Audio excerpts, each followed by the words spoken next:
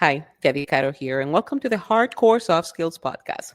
So, today in this episode, instead of going through our normal review of the specific skills, I wanted to share a episode I did recently for the podcast, The Geek Within with Jeremy Wood.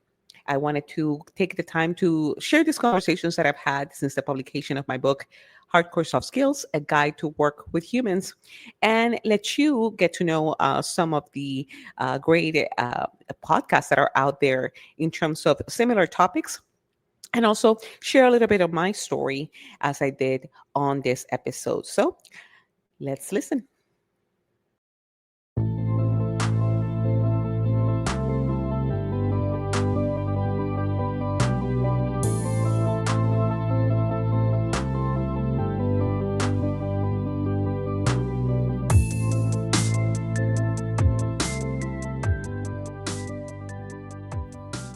Welcome. My name is Jeremy Wood, and I'm the host of the Geek Within podcast, where I focus on career journeys, overcoming challenges, and emerging business trends. Today's guest and I talk a bit about how important it is to recognize the invisible barriers we create that hinder relationship building. Thank you for joining me. Today's guest is Yadi Caro. She is the founder of Hardcore Soft Skills LLC, which is a global education platform, which includes a podcast and a book, which I'm very excited to read. It's in my order queue, and the book is by the same name as the company. But I love your subtitle, "A Guide to Work with Humans." That is so great. I'm looking forward to that. And then Yadi is multifaceted. She does a lot of things. She is also an IT project management lead, an agile coach. She's done some online courses. Potential unlimited. Thank you for joining me today, Yadi. I'm so happy to be here, Jeremy. Great to be here.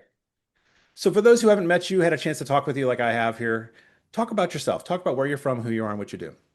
Well, yeah, so I'm from Puerto Rico. If you cannot hear by my accent, I'm originally from Puerto Rico. I was born and raised there, and I, uh, I, I my career, well, basically I started school in philosophy is what I majored in basically because I wasn't really quite sure of what to do when I was growing up.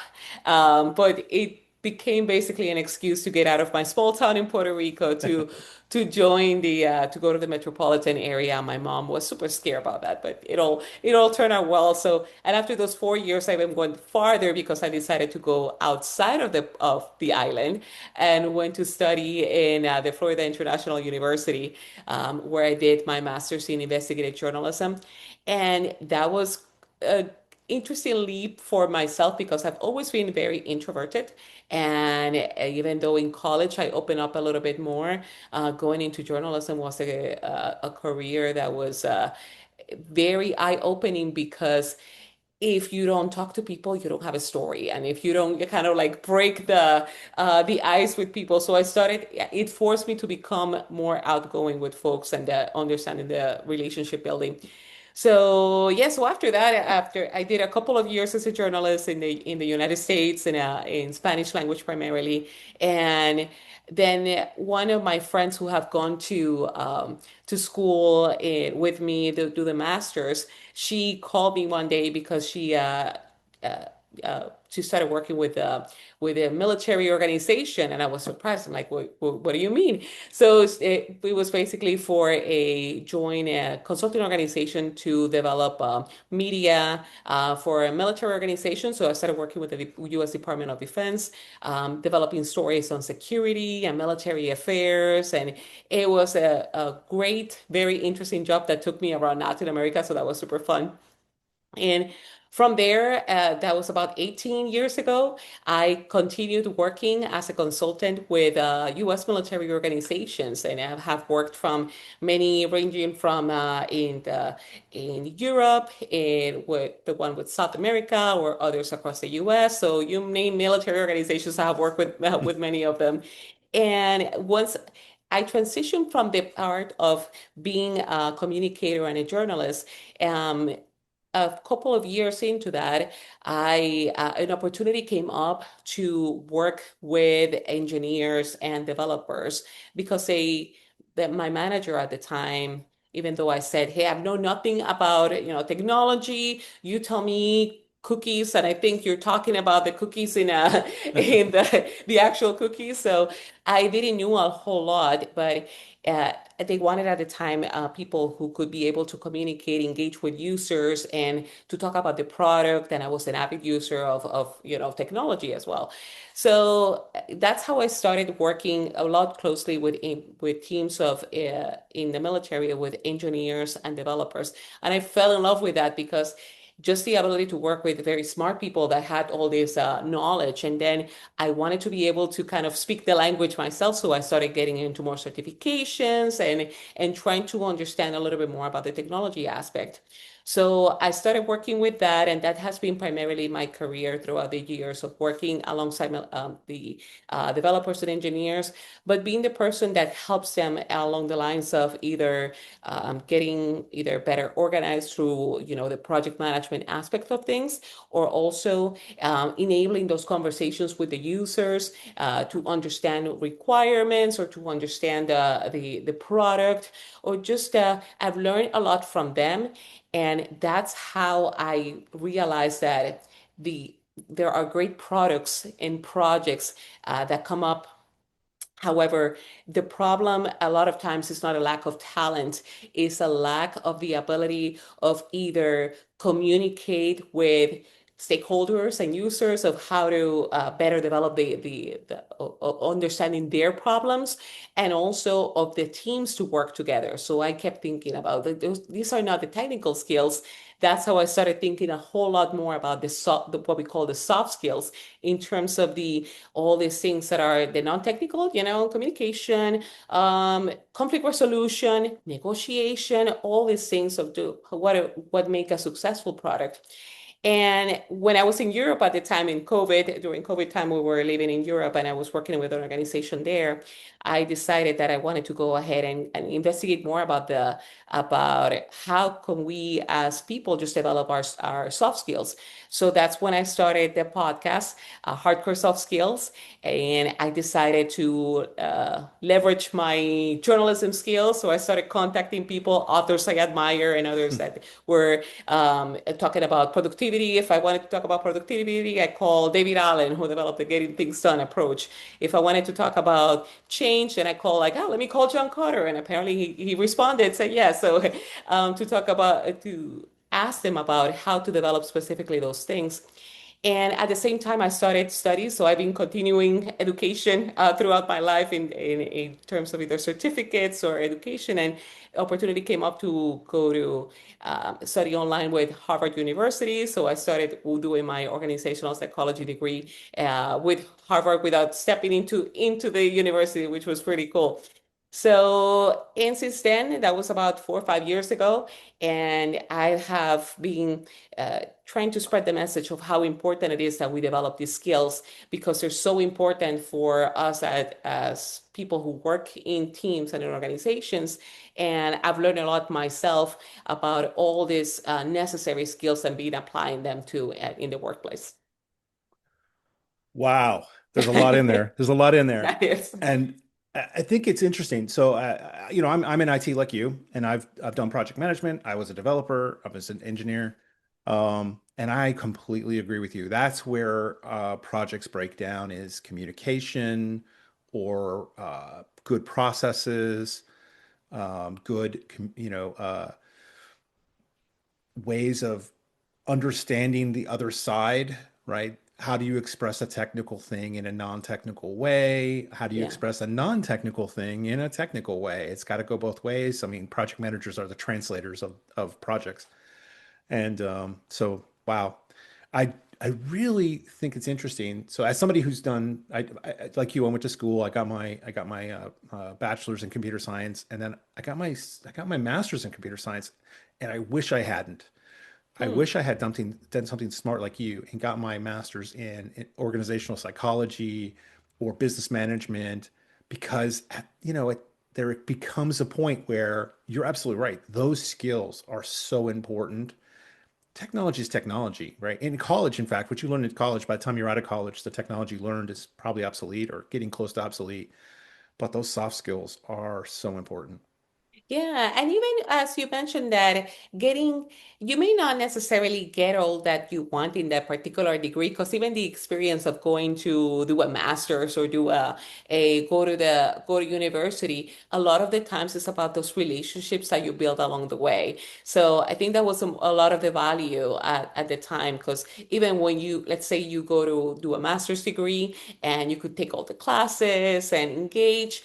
And let's say you never interacted with folks outside of the classroom, and you kind of miss out on a lot of that aspect too. So I think it is, I'm glad you say in terms of the importance of, it's admirable to do computer science degrees and all of those. Well, at the same time, I'm not telling people to change their degrees or anything like that. It's just that they basically take a deliberate effort to learn and practice. Like there's so many resources as podcasts, courses, but really take a deliberate effort to learn those skills, particularly the relationship building aspect, because that's kind of like an entryway into for any job or for any as you enter into a team. That's kind of like the first step when I teach people doing workshops. Connecting is so important because that you could have a great knowledge when you join a team and be the super expert in a particular topic. But if people don't connect with you and they don't want to work with you, it kind of things may not be as successful as you need to. So relationship building is very important as well. It is. It is. I mean, it's interesting because the vast majority of the hours that we're awake are spent doing work. We're interacting with people in a work context. And so those soft skills and those communication skills also build good, close friendships and relationships that then become your opportunity to leverage a new job or a better opportunity or just help smooth the bumps in a project that's going badly. Yeah, exactly. And I'm thinking of examples in the organizations, big organizations that we work in for particular projects. So you have, let's say you have your project team, but there's so many stakeholders that you depend on to get the stuff done, Hmm. like either approving the authorization to operate, or the approving a particular process or the permissions for any of that may not people on your team. But if you take the deliberate effort to meet those people, to build those relationships, then your project could certainly be successful. Of people when you engage with people outside of your immediate, vicinity. And this is a challenge specifically for remote workers like myself, that when you're in the water cooler, you see the people, you talk about the game of the day or whatever is going on. But when you're remote, it's so difficult to build those relationships. So you really have to make a deliberate effort to be like, hey, let me go call people, introduce myself, say, hey, I'm the PM for the project manager for this particular initiative, or hey, I'm a developer for this, and I'll be working with you. I want to learn more about you. So I really always advise people to go ahead and just introduce themselves to whoever they think they're going to be working with, Hmm. because it could break so many barriers to get this stuff done. Oh, so very important, right? Um, yeah, you got to build your coalitions. You got to know who the Hmm. movers are. You got to meet people. Yes, you want to know, you want to be partners with everybody. And then you also have to be aware that they're going to come to you and need something, and you need to be ready to Yes, do that in a friendly way so that then they'll reciprocate. exactly. So Yadi, looking back at your career and the variety of places you've been, which is pretty good kind of cross section of the things that there are. What's a challenge that either you encountered yourself and overcame, or you witnessed somebody else, have a challenge and overcome it that is just ripe for a change? You're like, man, why does it have to be that way? If we could come up with some sort of efficiency or just a way to go around that or eliminate it, it would be better for those coming behind us. And I'm going to caveat and say, you and I, we may not have a solution for the efficiency that could be gained here, but certainly what's something you would highlight as a challenge that needs some work? Yeah, and I think it goes back to that relationship building, or just the, let's say, invisible barriers that we create among ourselves. Because, for example, in military organizations, as you know, you have or even in any federal government organization, you have your specific divisions or directorates and sections, and you kind of remain there. You're part of you gain the identity of, I mean, this is my section, this is the people I work with, these are the immediate folks. And then if things are not working correctly, you always refer to the common they need to do this, they need to do that, whoever they, I'm like, who are they? And so it's a lot of that. And I say invisible barriers because sometimes we just create it within ourselves.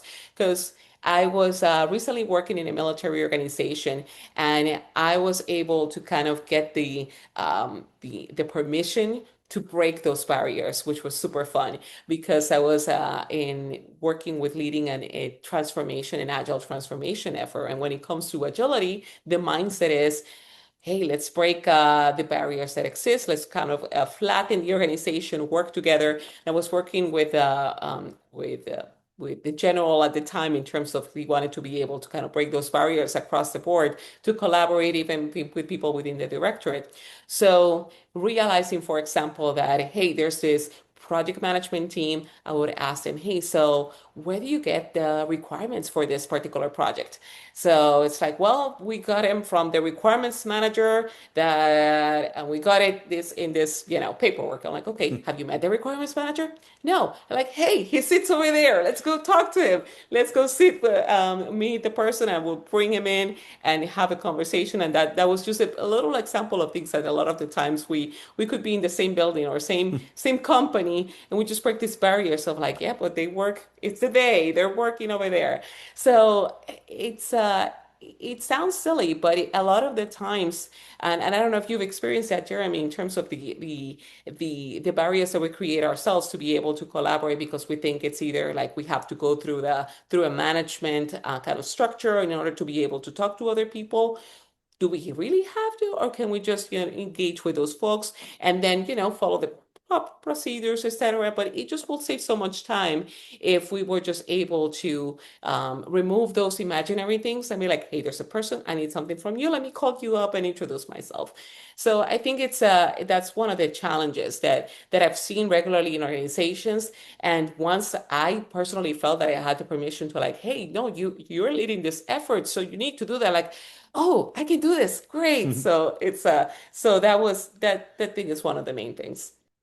Yeah, that is a common refrain at many places I've been in my career as well, where your first day you're starting and you're like, okay, who do I need to know? And they're like, well, first of all, we never talk directly to so and so, Hmm. whatever that organization is, or we never talk outside our organization. If you want to talk to somebody outside our organization, you need to go through this office. So now we have this process, this heavy process, and now you're beholden to their availability to help Yeah. you talk, and you may not even be able to talk direct. Now you're just getting translate. It's like the telephone game where Hmm. you don't know if you're getting exactly what they were told.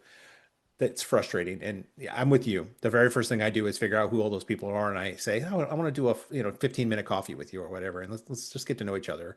Yeah. We don't need to talk business. I just want to get a feel for how you do stuff. Or I read a really interesting article on a hotel chain that was just getting really marked down in customer service. People would come to the hotel and they'd ask somebody for some help, and that person did not feel empowered to help. So then they'd say, well, you need to talk to so and so. And then that person would say, nope, you need to talk to this person. And you just keep getting out. And once you get handed off more than twice, you're done, right? You're going Yeah. to mark them down as bad. And the owner of the company realized this is my fault and came in and put a policy in place that said every employee can immediately do whatever they need to do up to $2,000 to settle a customer. Yes. And Hmm. they are now, their customer service is skyrocketed. They don't even have to spend that much. It's just a perception now of ownership by the people who, in the trenches who are doing the business, that they can help somebody, and it's completely changed their business. So I get Yeah. completely what you're talking about. Yeah, that's a great example of kind of the the permission of the director to kind of go ahead of the owners of those of that hotel to be able like, yeah, it's okay, you can talk to each other. Like we feel at times that by default when we go to a company organization that there's these barriers in place. And I think as leaders as well, we should be able to tell people like, no, it's okay, just talk to the other person. So it would save so much time and so much effort, and we forget that we are dealing with other humans. That Yeah. basically when we are people doing the work, we have roles, but they're humans over there. Let's talk to each other. Yeah, the worst thing we could hear is, "Oh, it's always been like that, and it's just never worked." Yeah, Well, have you talked to the person? Do they know it doesn't work? exactly. Yeah, yeah. The simple thing, yes, and we tend to forget about that. Yeah. So looking around us and what's going on in the world today, what's a new trend that you have seen that you think is increasingly important for people or businesses to focus on? Yes, so I know the common answer will be AI, anything AI. But I think it's there when I have seen articles and research like the reports recently of the World Economic Forum and others that pertain to, yes, the AI is important, data skills are important, but also these other skills like creativity, communication, the soft skills, how they will be gaining a lot of importance in the economic market for like 2030 because of the fact that, yes, AI could replace a lot of the things that we are doing and automating and processes, but just the ability to be able to identify what are the right problems that AI or other technologies should work on, being adaptable because the changes in technology, AI, or anything else are just so quick.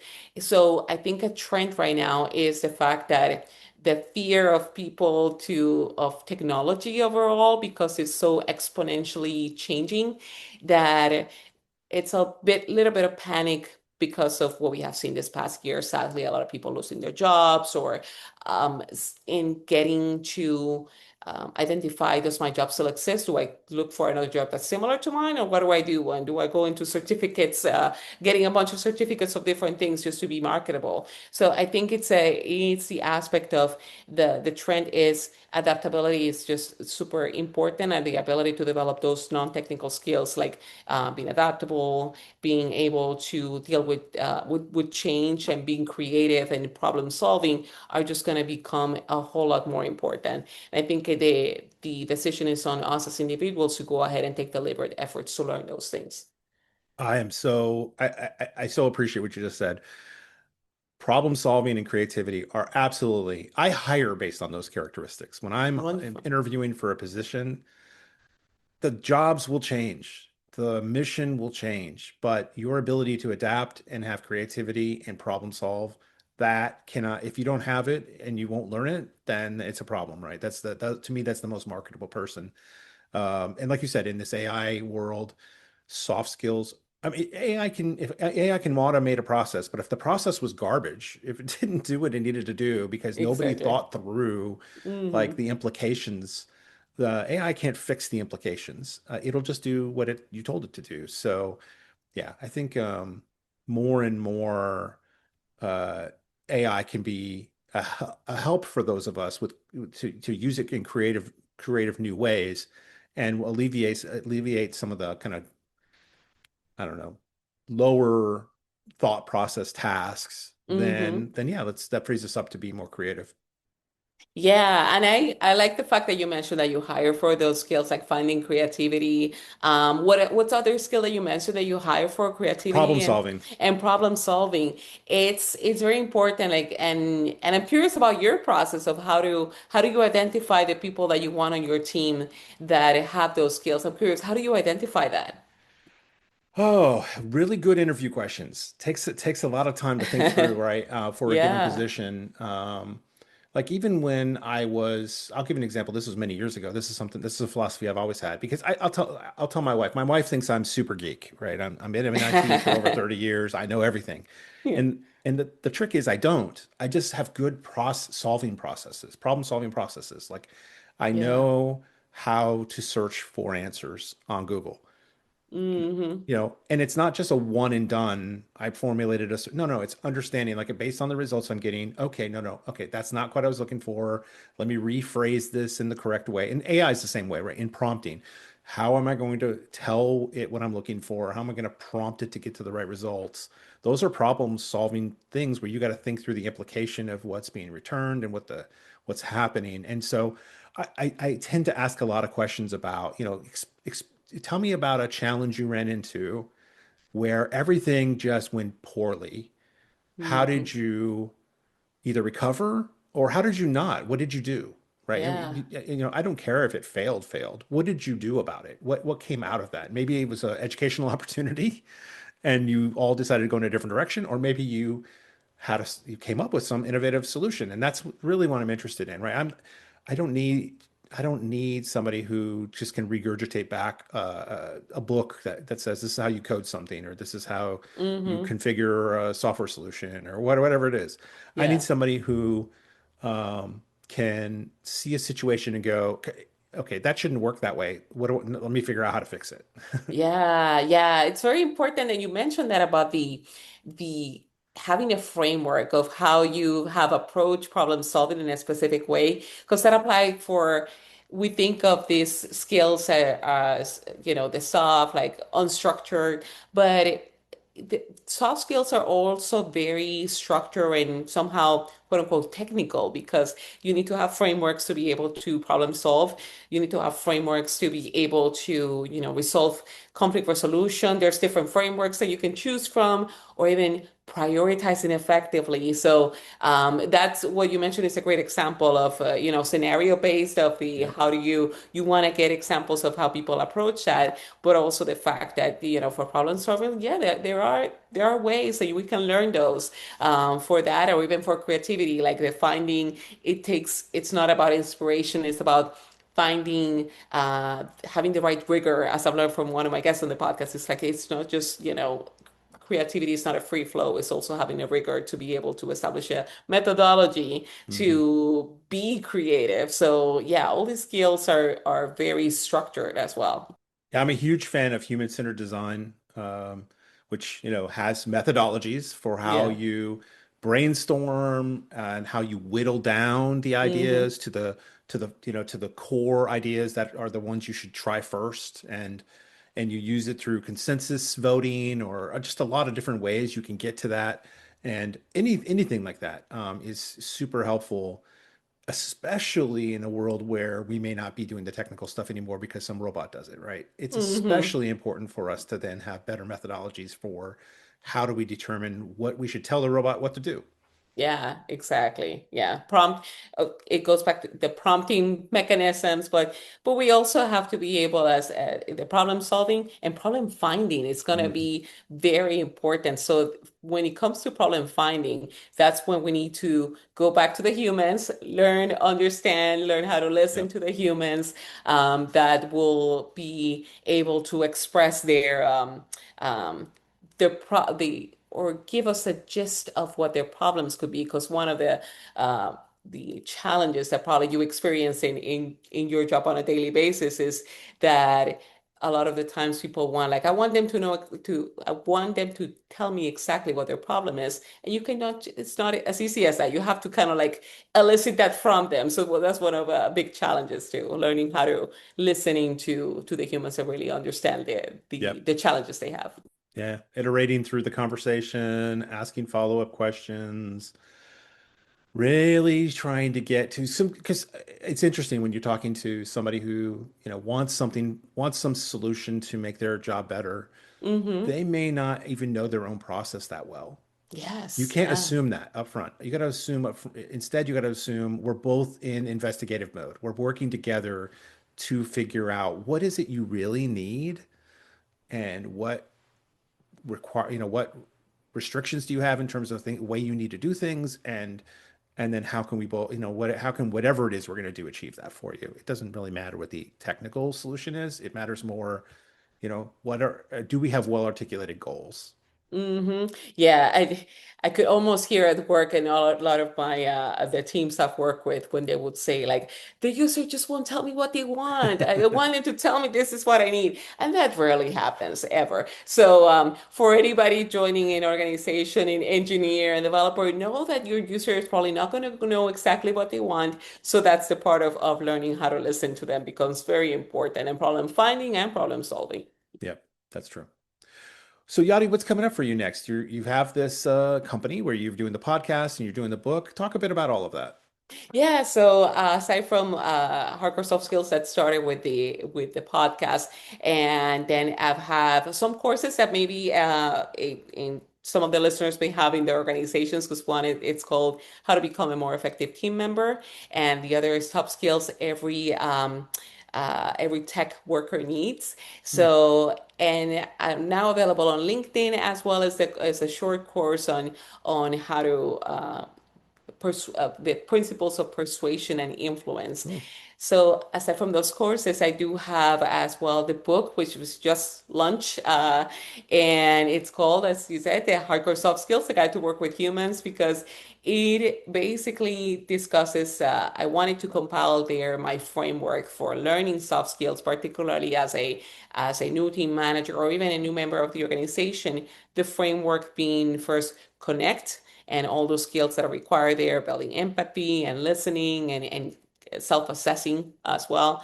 Then communicate, the importance of just learning how to establishing the team contract, or establishing the knowing how to be clear in communication. So there's a lot of skills there within the communicate family of skills. Then connect, communicate, collaborate, and create, which involves all the areas about brainstorming, how to establishing a prioritization framework as a team. It's very challenging, and that's where a lot of the teams succeed or do not succeed when it comes to that ability of really working together effectively, the collaboration, and then the developing of something, the creation.